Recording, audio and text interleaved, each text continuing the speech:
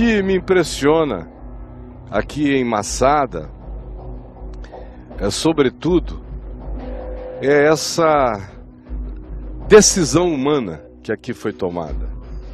Vocês já ouviram bastante sobre Herodes, sobre o palácio, as sofisticações do lugar, o que aqui se tinha de extraordinário, as saunas, todos os aparatos de conforto. Tudo isso vocês já tiveram informação bastante andando por aí.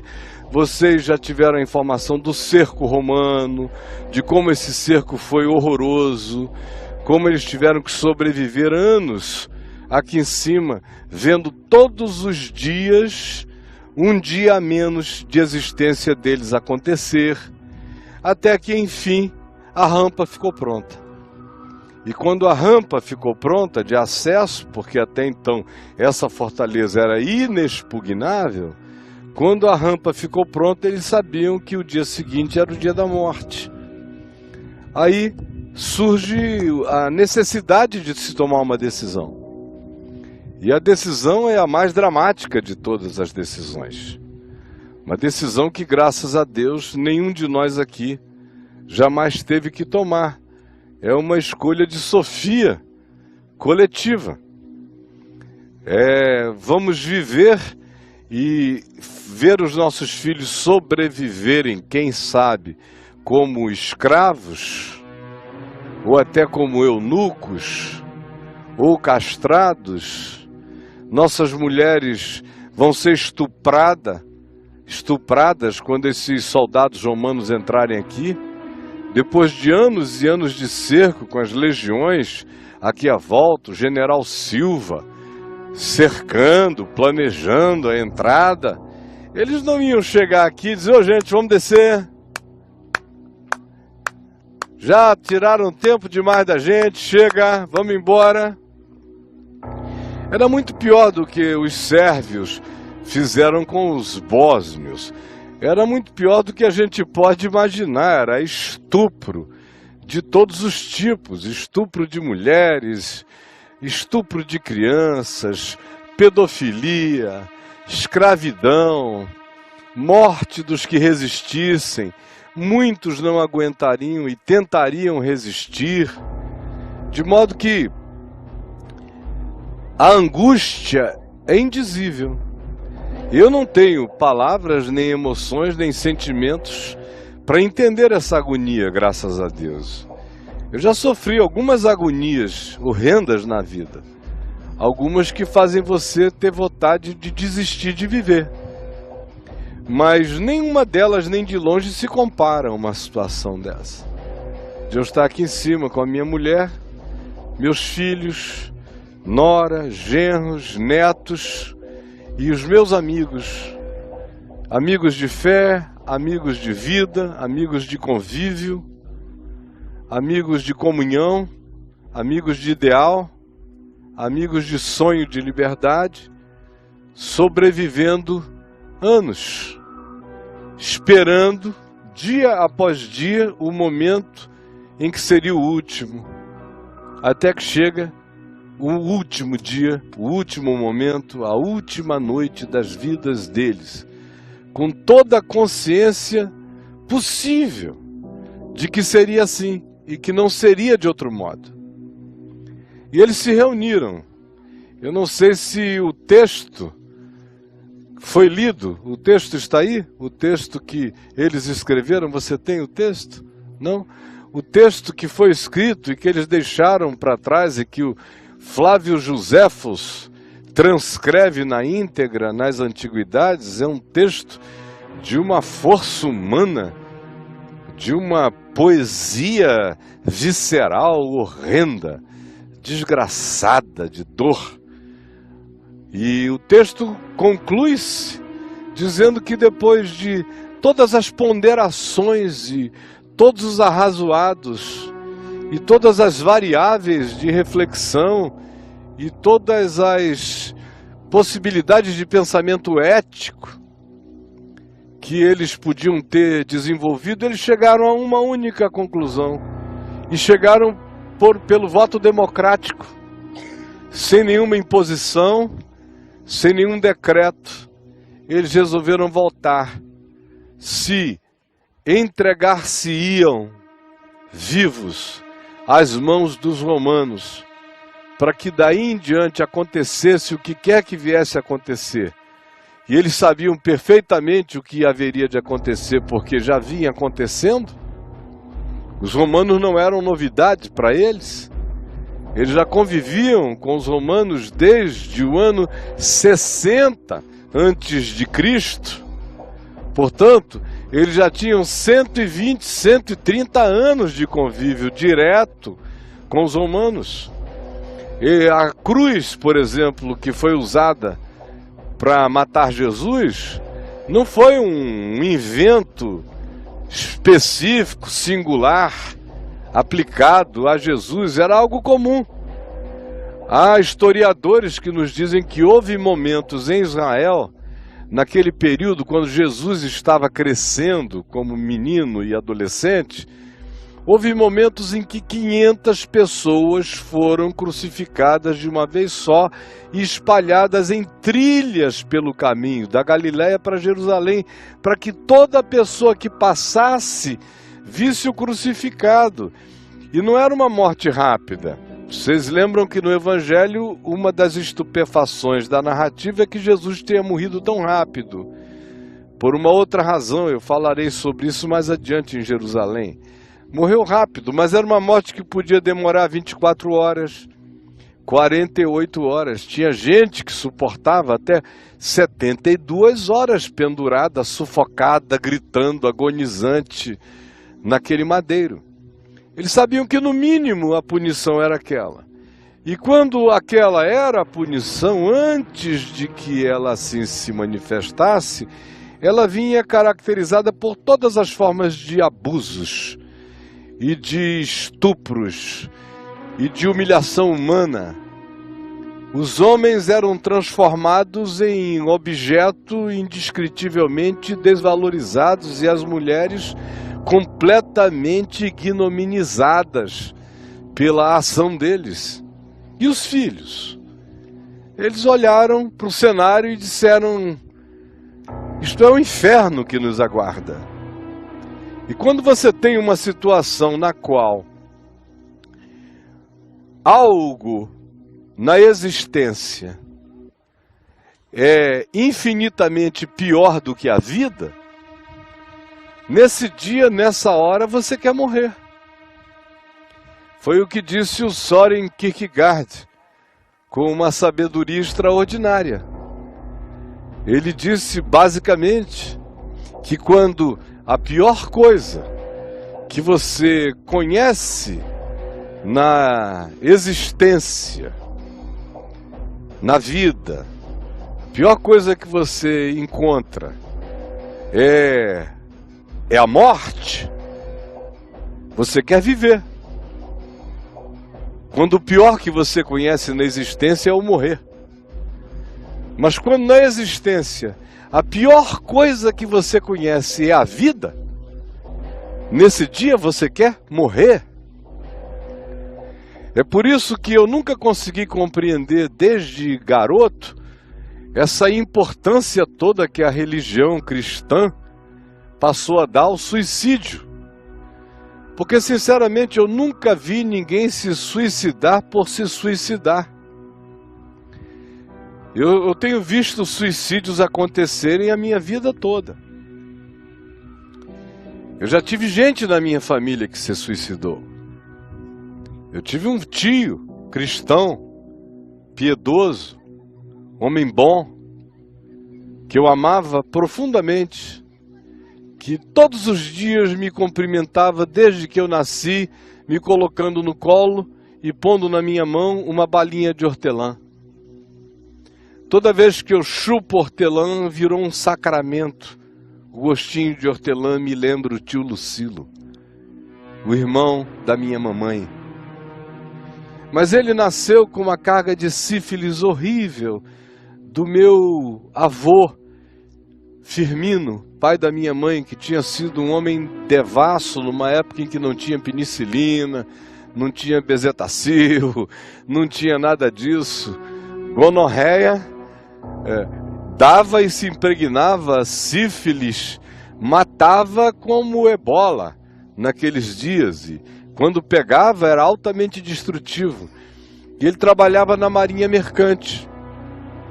E vocês imaginam, um marinheiro no século XIX, nos rios da Amazônia, trabalhando naqueles navios movidos a vapor. Não eram nem ainda diesel, nem a nada disso. Era navio de vapor. E ele era um vaposeiro. Era um daqueles indivíduos que trabalham lá embaixo, na sala de máquinas, jogando lenha para fazer a pressão, para mover a roda da embarcação e ir adiante. Uma vida horrenda, miserável também a vida dele. Quando chegavam nos portos, com as caboclas amazônicas ávidas, como são até hoje, e ele era um arigó, ou seja, era um cearense com ascendência portuguesa ou europeia, aquele tipo branco, forte, diferente dos caboclos amazônicos, a mulherada dava em cima do cara. E ele adorava o sexo oposto, de modo que era aquela fila de mulher, e ele foi se tornando um ente totalmente gonorrento, a tal ponto que um dia ele chegou na nossa casa e a minha avó, que era protestante, tinha se convertido, a primeira convertida na família com 15 anos de idade, e que casou com ele menino, como costumava se casar, com 16, 17 anos no máximo, já se estava casada. Ele chegou em casa e a contaminou. Por causa disso, ela não quis nunca mais ter nenhum filho, e disse: olha, eu cuidarei de você até o dia da sua morte, porque eu sou mulher de um homem só. Mas você não me toca nunca mais na vida, nem me imagine como sua mulher. O meu tio recebeu toda essa carga de sífilis dele. Então ele nasceu um homem disforme. A cabeça, a caixa craniana era menor, o ombro dele era estreito, a região dos quadris era larga como de uma mulher. Ele não tinha musculatura masculina na perna. As pernas dele eram músculos do tipo dos músculos de uma mulher, um pouco mais cheinha nas pernas. Não tinha panturrilha. Os braços dele eram mais finos e diminuídos e desproporcionais em relação ao todo. Ele era totalmente imberbe. A voz dele era mais fina. Desde criança ele se sentia complexadíssimo. Aonde quer que ele chegasse, os garotos perguntavam se o negócio dele era dar o bumbum. E ele era absolutamente machista chauvinista. De modo que a raiva que ele guardou dentro dele com o encontro com os homens era uma raiva muito grande. E a sensação de desprezo que ele tinha, nem tanto que as mulheres assim dessem tal desprezo a ele, mas ele se sentia desprezado porque ele se olhava no espelho, se comparava com os outros homens. Estranhamente, ele conseguiu encontrar uma namorada que era uma menina eximiamente bela, bonita, gostosa, jeitosa, toda saborosa e charmosinha, incompatível com ele. Talvez ele tivesse sido mais feliz se ele tivesse encontrado uma mulher mais feia e de um bom caráter. Ele encontrou uma mulher muito bonita que eu via como menino. Eu era sobrinho dela, mas eu dizia: coitado de ti. Porque, como vocês sabem, a minha atividade sexual começou muito cedo na vida, com 5 anos de idade. Então eu fiquei malandro muito cedo. E eu via os meus outros tios, da família do meu pai, que não tinham laços consanguíneos com ele, olharem para ela com cobiça. Porque dentre as mulheres todas da família, ninguém tinha casado com uma menina mais gostosinha do que ela. Não demorou muito, eu com 7 anos de idade comecei a notar que ela estava pulando a cerca. E ele não percebeu. Quando nós fomos para o Rio de Janeiro, e eu tinha 10 para 11 anos de idade, na época do golpe militar, em 64, foi quando ele começou a notar que ela tinha amantes. Porque ele não dava conta, ela era areia demais para o caminhão atrofiado dele. E ele a si mesmo a manteve, porque ele era alucinado por ela. E eles tiveram um filho, que ele julgava que era dele. Ele não sabia também que ele era infértil, incapaz de procriar. E ela disse que o garoto era dele. Ele não parecia nem um pouco com o meu tio. Mas não fazia mal. Ele o amava tanto e nós amamos tanto o menino, que ele foi absolutamente adotado na nossa casa, não importasse o que se imaginasse sobre a origem do nascimento dele. Ele tinha problemas demais para que se acrescentasse a ele mais esse conflito, mais essa angústia, mais esse problema. E na minha casa, graças a Deus, se há uma coisa que sempre foi valorizada, foi a discrição, o silêncio e a reverência por aquilo que não tem solução. O que eu aprendi desde menino foi que o que não tem remédio, o remediado já está. E se a gente tem que escolher entre o bom e o ótimo, a gente escolhe entre o bom e o ótimo. Mas quando a escolha é entre o horroroso e o péssimo, a gente vê dos males o menor e por ali segue. Eu cresci aprendendo essa filosofia e tratando todo mundo assim, evitando um monte de conversa tola na vida por causa disso.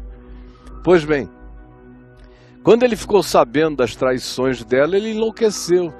Ele já tinha uma tendência esquizofrênica, já se percebia isso nele desde sempre. Mas com a paranoia da traição, a esquizofrenia se instalou definitivamente nele. E naquele tempo não tinha nem Ampliquitil, que foi a primeira medicina para a esquizofrenia que se receitava, não tinha nada. O tratamento era choque. E nós não tínhamos coragem de levá-lo a um hospício para levar choque. Conclusão, ele era família e foi adotado pela família. Meu pai construiu um lugar para ele dentro da nossa casa para que ele ficasse ali protegido. E o filho que ele pensava que era dele, também com ele, porque ele era o melhor pai do mundo. E trabalhava, ele era lenotipista, sabem o que é isto? Nas gráficas, antigamente, era aquele indivíduo que botava as letrinhas para compor as frases do jornal. E como ele era meticuloso, ele trabalhava e tinha um português bom, ele trabalhava no lenotipo dos jornais. Trabalhou enquanto pôde, até que se aposentou. Só andava de bicicleta. Por isso ele tinha um coração forte, pedalava a cidade inteira. Quando ele não pôde mais andar de bicicleta, ele passou a andar a pé. E como ele era um homem muito crente, embora paranoico, completamente paranoico, e foi ficando cada vez mais, começou a ouvir vozes de homens que diziam que estavam pegando a mulher dele, aquilo que acontece com esquizofrênicos. Ou vozes de mulheres, dizendo que ele era a coisa mais horrenda do mundo. Aonde ele chegava sempre tinha uma conspiração montada contra ele. Mas ele carregava consigo uma bolsa muito grande, cheia de folhetos da Sociedade Bíblica do Brasil. E de outras sociedades. Eram aqueles folhetos de mau gosto, sabe? Aquele pessoal caindo no inferno assim. Ah! Ou então aqueles dois caminhos. Sabe aqueles dois caminhos? Eu dizia, tio, não dá isso não, isso é muito mau gosto, tio, não faz isso, não espanta o povo. Não, meu filho, o povo tem que saber que o inferno existe. Mas não faz, tio, mas não adiantava. Eu fui o primeiro a aprender a lidar com ele lá em casa, antes do meu pai, antes da minha mãe, antes de todo mundo, porque Deus me deu a intuição, eu creio que eu nasci com a capacidade de intuir certas coisas. Eu intuí que todo arrazoado que se pudesse fazer em relação a ele só agravava o estado dele. E que a melhor coisa que se poderia fazer por ele, já que não tinha retorno daquele estado, era consentir, era dar razão. Por exemplo, houve um tempo na vida dele em que ele entendeu que os motoristas de táxi tinham um código de buzinas e que eles passavam pela esquina da nossa casa e faziam e buzinavam dizendo assim: aí mora o corno. Aí o outro dizia: eu sei, já peguei a mulher dele, é gostosa. Aí tá. Imagina o que é o cara viver com esse negócio assim, ó, pra todo lado. E quando ele cismou que os vizinhos do lado tinham também um código de comunicação através de puns. Puns. Aí ele dizia: o coró faz trrr. Aí a mulher do coró faz tá. Sabe o que trrr significa? A mulher dele tá dando pro fulano. E a outra mulher, a esposa, faz tá, confirmando e gargalhando.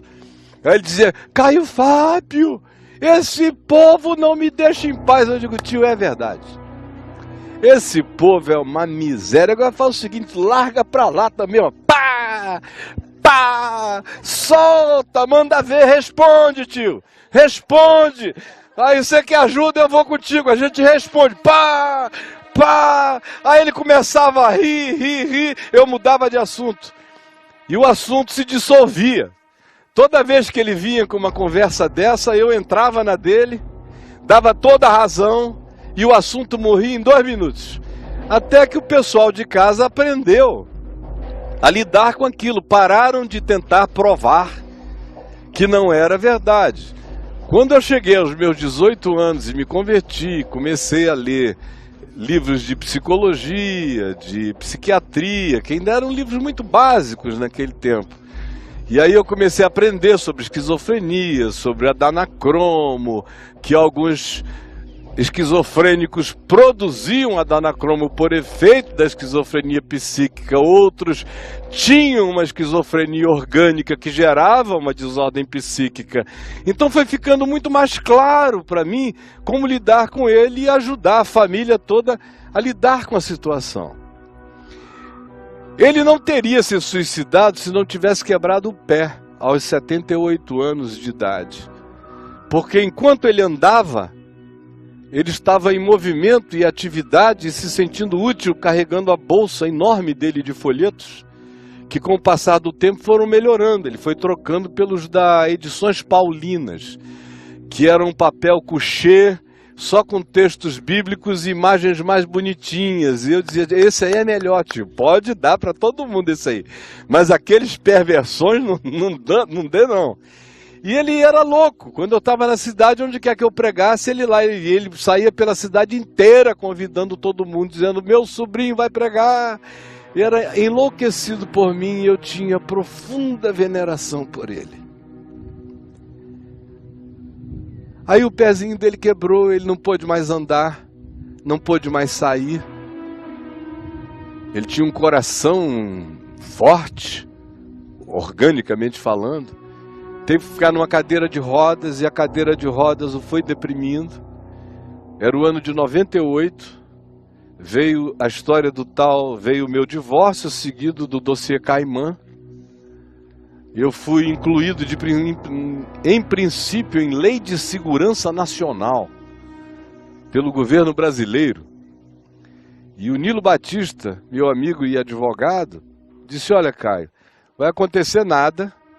Fica tranquilo, é o primeiro caso de calúnia secreta na história, porque você não falou nada com ninguém. Eles te pegaram porque você é o único ser não político dessa história inteira. E é o mais estranho e conveniente. E é o mais atrativo para o circo da mídia por causa de quem você é e de como você viveu. Pela disparidade da sua vida, que essa atratividade, essa estranheza ganhou toda essa publicidade. Aqui você não vai ter um minuto de paz, fica aí na Flórida. Lá na Flórida eu também não tinha. 25 repórteres acampados na porta da minha casa de manhã, de tarde e de noite. Veja, Isto É, tudo que é revista brasileira, revista do exterior, jornal do exterior, Miami Herald, New York Times, um negócio que foi para todo lado, aquela história. Eu era uma pessoa que tinha muita publicidade, independentemente disso, pelas coisas que eu fazia na Europa e nos Estados Unidos, tipo Der Spiegel, aquela revista alemã, vivia fazendo matérias comigo, coisas do gênero. Então, aquilo virou um absurdo tão grande que eles queriam saber se eu tinha enlouquecido. Por isso eu não podia sair de casa. Foi justamente no período em que ele entrou em depressão. E a minha mãe disse que acordou um dia às 5h30 da manhã, como ela sempre fazia, foi abrir as portas laterais da casa. E quando abriu uma das portas, o viu enforcado. Até para se enforcar ele teve dificuldade, porque ele estava na cadeira de rodas, não podia nem ficar em pé direito. Ele pegou o lençol dele, enrolou no pescoço, com uma perna ele deu um nó mal dado e se pendurou. Ela disse, ele deve ter feito muita força para morrer, porque não conseguiu cair, não conseguiu ter impacto, não conseguiu nada. Ele foi, de fato ele deu um mata-leão nele mesmo, ele foi cortando o fluxo sanguíneo até que partiu. E a minha mãe ligou e eu senti aquela angústia enorme, não pela alma dele, sinceramente, em nenhum momento. Meu Deus, não é o diabo. Não é o diabo. Em momento algum pela alma dele. Eu sei onde ele está. Eu sei quem ele é, eu sei quem ele foi. Eu sei em quem ele creu. Eu sei como ele amou e sei como ele sofreu. E sei que ele fez o melhor que ele pôde da vida que ele teve. E sei que cada um é julgado pela luz que teve, que recebeu, pelas oportunidades que teve, não pelo que não teve, não pelo que não tinha, não pelo que não podia, não pelo que não suportou. Mas a minha grande angústia foi não poder voltar.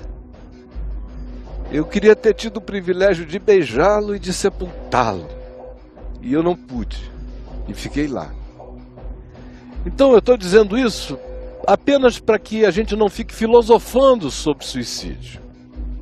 Tive amigos com 13 anos que se suicidaram de angústia parecida, de 16, de 18.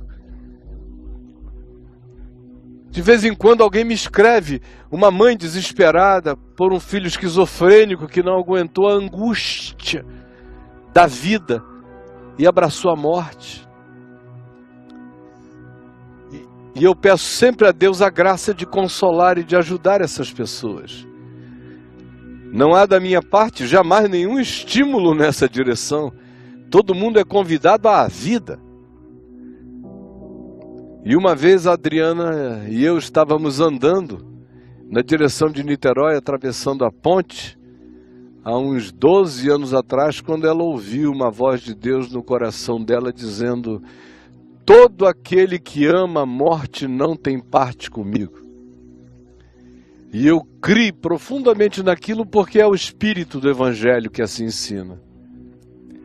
Mas o indivíduo que se suicida não ama a morte. O indivíduo que se suicida ama a vida. Para eles, a existência deixou de ser vida. E ele está buscando de duas uma alternativa. Ou a alternativa de que, para além dessa existência que virou morte, ele encontre uma que seja vida. Ou, mesmo que não haja nada do outro lado, o nada é melhor do que aquela existência absolutamente insuportável e inaguentável. Portanto, não está amando a morte, está amando uma alternativa de ser para além da insuportabilidade do agora. É isso que a gente tem aqui em Massada. Nada mais profundo do que a história do tio Lucilo coletivizada, com o acréscimo de mais de 900 pessoas, fazendo uma contagem regressiva para um dia de miséria. E eles chegaram à conclusão de que a existência do dia seguinte em diante seria o próprio inferno. É uma escolha para fora do inferno. É uma escolha para fora de uma existência sem vida. Na realidade, repetindo o Kierkegaard, quando a pior coisa que você conhece na vida é a morte, você quer viver. Mas quando a pior coisa que você conhece na existência é a vida, neste dia, você quer morrer. E esse é um chão sagrado. Mais do que sagrado, o sagrado o homem faz, o santo é. É um chão santo, no qual eu tiro as sandálias dos meus pés e entro sempre com temor e tremor. A Escritura narra 2 episódios vinculados a suicídio. O de Saul, que praticamente se suicida pelas mãos de terceiros, pede para que se arremetam contra ele, por causa da agonia de cair na mão dos inimigos. Ele sabia perfeitamente o que significaria ele cair nas mãos dos inimigos. E o segundo caso é o de Judas Iscariotes no Novo Testamento. A meu ver, Judas é uma figura muito mais arquetípica no Novo Testamento do que uma figura real. Não que o Judas histórico não tenha sido um ente real. Foi um ente real, como eu e como você. Mas no Novo Testamento ele ocupa um lugar arquetípico, assim como a serpente. Quem é que disse que serpentes são más? Serpentes são como pombos. Por isso é que Jesus salvou a serpente. Quando disse, sede simples como os pombos e prudentes como as serpentes. Só Jesus para salvar a serpente da arquetipia satânica que a bichinha carrega. A gente já olha para a serpente, tá amarrada em nome de Jesus, coitada da serpente. Tem muitos bichos, o abutre. Ai de nós sem os abutres.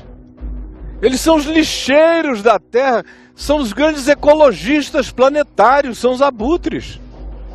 Tira o abutre do mundo, o que é que sobra? Carniça. Ou os sapos. Ai, que nojo de sapo. Graças a Deus, senão a gente não suportaria os mosquitos. Está tudo equilibrado, tudo lindo, mas entra para a nossa cultura arquetípica, o príncipe e o sapo, aí pronto. A coisa se torna miseravelmente desgraçada para sempre. A mesma coisa aconteceu com Judas, o filho da perdição. Filho da perdição pode estar no céu, minha gente. Ele foi o filho da perdição na história. Na história, ele foi o filho da perdição. Agora, imaginem só, Jesus naquela cruz com 2 malfeitores, um ao lado, o outro do outro. Se a história não tivesse sido narrada, quem poderia imaginar o resultado daquela conversa entre Jesus e um dos malfeitores? Se não tivesse alguém perto, Maria Madalena, João, alguém para ouvir. Se a gente estiver só de longe, acontecendo lá em cima, a gente só percebesse, aí um fala para cá, aí o outro fala de lá, aí um fala para cá, aí o outro fala de lá, e Jesus aqui no meio. Imagina, fosse um teólogo moralista, o que quer dizer? A um disse assim, puxa vida, esse negócio aqui tá ruim demais, dá um jeito da gente escapar. E Jesus disse, tu não. Vai pagar até o fim, rapaz. E o outro disse, me admira de você. Todo mundo diz que você é bom e você está aqui deixando a gente morrer desse jeito. Eu não sei todos os tipos de concepção, de interpretação, menos aquela. Aquela ali é impensável, é louca, é inviável. De que o diálogo foi aquele. Um chega e diz, se tu és o Cristo, Filho de Deus, desce da cruz, salva-te a ti mesmo e a nós também. Aí o outro vira-se e diz, tu nem ao menos temes a Deus. Olha só, o que Pedro discerniu quando disse, tu és o Cristo, Filho do Deus vivo, e Jesus disse, bem-aventurado tu és, Simão Barjonas, porque não foi carne nem sangue quem tu revelou essas coisas, mas meu Pai que está nos céus. Aquele homem morrendo ao lado de Jesus teve o mesmo discernimento. Mais explícito ainda, quando disse acerca daquele que morria no meio, falando para o outro: tu nem ao menos temes a Deus estando sob igual sentença. Aquele que não teve pecado, Deus o fez pecado por nós, Paulo viria dizer. E o homem que não foi instruído aos pés de Gamaliel, que não estudou nada, recebeu a revelação instantaneamente na hora, de que aquela era a sentença de Deus. Entendeu Isaías 53 sem ter lido. Tu nem ao menos temes a Deus estando sob igual sentença. Nós, na verdade, com justiça. Cara, sem nenhuma autopiedade, sabendo que tinha transgredido leis humanas, sido malfeitor e que estava recebendo o que merecia. E que a sociedade tinha o direito de puni-lo daquela forma. E homem que fosse homem tinha mais que encarar a sua própria punição, dando um atestado de arrependimento e de consciência. Nós, na verdade, com justiça, porque estamos pagando o que os nossos atos merecem. Mas este nem o mal fez. E acrescentou: Jesus, lembra-te de mim quando tu vieres no teu reino. Olha a loucura, gente, da graça de Deus. E Jesus disse: hoje mesmo, quando o pessoal estiver aqui em Jerusalém, botando as crianças para dormir no fim da tarde, as aves procurando os seus ninhos e lugar de pouso, a vida voltando à sua rotina, tu estarás, todavia, comigo no paraíso. Nós só sabemos dessa história porque alguém a ouviu e nos contou, porque ela é inconcebível. A mesma coisa com Judas. Quem sabe o que aconteceu com Judas? Ele é uma figura arquetípica, o traidor, fez tudo aquilo que fez. Agora, o que acontece entre um ser humano e o seu Criador, fica só entre o ser humano e o seu Criador. E quem quer que tenha juízo não bota o pé nesse chão. E é onde a religião mais blasfema, mais peca, mais imunda e mais demoníaca é quando ela tenta botar o pé nesse chão. Olha só o Judas. Ele sai, traiu, beijou, entregou, aí de repente se diz, tocado de remorso. Ele não sofreu aquele arrependimento de Pedro, até porque o que ele fez para ele, do ponto de vista da justiça própria dele, não carregava a gravidade do que Pedro tinha feito. Pedro tinha cometido os delitos da verbalização negativa. Ele tinha cometido o delito e a ação concreta de uma entregação palpável. É claro que o peso da alma de Judas era maior do que o peso da alma de Pedro. Só um idiota não consegue perceber a diferença psicológica desses pesos. Ele não conseguiu olhar para si mesmo e se ver pertencendo àquele grupo nunca mais. Ele disse, não, eu nunca mais serei aceito, eu nunca mais serei recebido, eu nunca mais serei acolhido. Ele não conseguia imaginar uma graça maior do que o seu trair. E não é por causa disso que ele foi para o inferno. Porque a maioria de nós não consegue imaginar uma graça maior do que o nosso pecar. E nós não somos salvos porque a gente consegue imaginar o tamanho da graça de Deus. É porque ela é inimaginável e unilateral e que nos alcança todo dia que nós estamos incluídos nesta paz. E o que ele fez? Pequei traindo sangue inocente. É uma confissão, é um salmo. Pequei traindo sangue inocente. Procurou aqueles que tinham dado a ele o dinheiro e disse, pegue o vosso dinheiro, eu não quero mais. Minha mão está queimando, minha alma está em chamas, eu não quero isso, eu não vou aguentar existir. E eles disseram, o dinheiro é teu, faz o que tu quiseres. E olha só o que o cara faz. Ele joga o dinheiro para dentro do templo.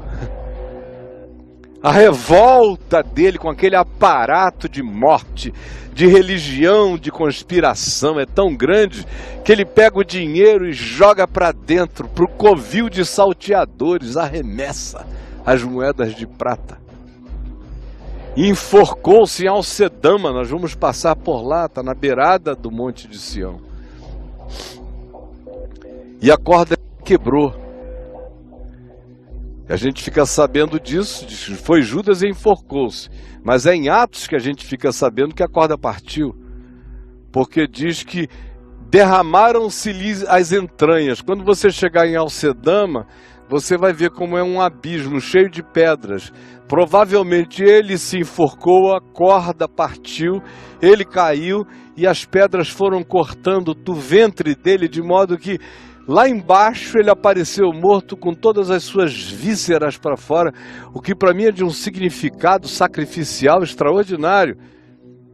Porque as oferendas dos judeus nos altares, todas elas tinham as vísceras abertas e expostas.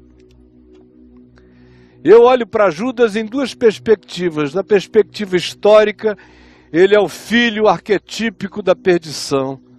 Na perspectiva escatológica, eu cruzo as minhas mãos, baixo a minha cabeça com reverência, com temor e tremor, e não me surpreenderei de modo algum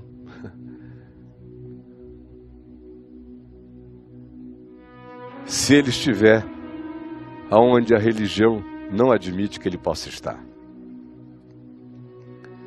Então aqui, em Massada, o que a gente tem não é um grupo de covardes, o que a gente tem são pessoas que preferiram, como famílias, abraçar a morte do que abraçarem os demônios humanos, com todas as suas mazelas e misérias que os romanos representavam. Ninguém aqui precisa concordar comigo, como também os que estão e me verão aos milhões pela televisão não têm que concordar comigo. Eu não sou dono de nenhuma verdade, mas todas as coisas que eu digo, creiam, eu digo com toda sinceridade, com toda disposição de responder na presença de Deus, por cada convicção que eu carrego no meu peito. E essa é uma das que eu carrego com paz.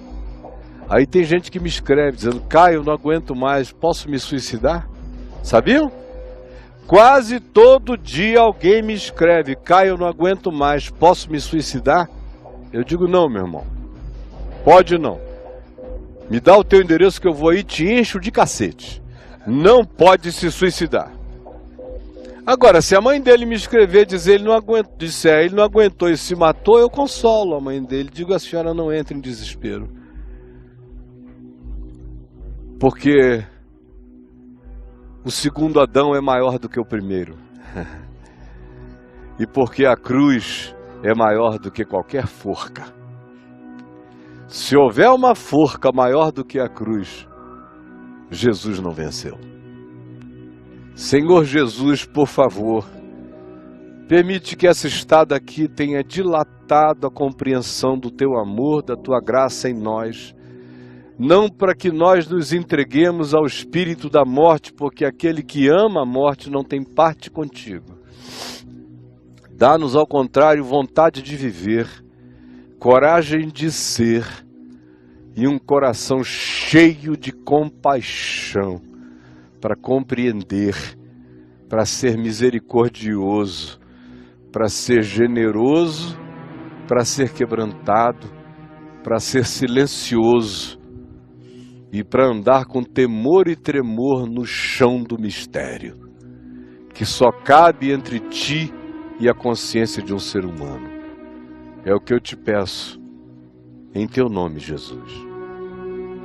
Amém.